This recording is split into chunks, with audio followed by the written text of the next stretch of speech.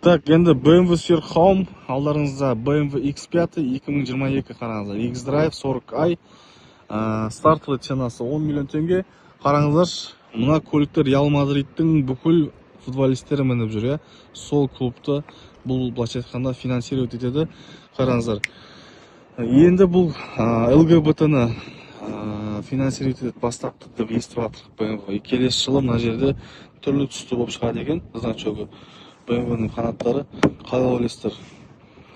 Дұрыс па сол? Мынау корпустағы МК-ны, М-пакетте мынандай фаралары бар. Мына фараның өзі бір роботқа ұқсайды. Қараңыздар, өте мықты көлік, өте мощный көлік, мойындаймын. Лобовой проекциясы бар, полный панорамада 360 камерасымен бесключевой доступ бар. Бүкіл есілді М-руль, мына қараңыздар, полный электропакет, М-пакет.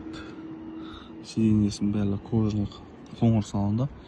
Осындай әдемі бір вариант бар екен. Бүгінге готовый вариант. Қараңыздар, состояниесін машинаның. X-Drive 40i айдар. Оны бүгін жолу керек қой. Бұйырса жақсы бағаға басталып тұр, 10 миллион теңге.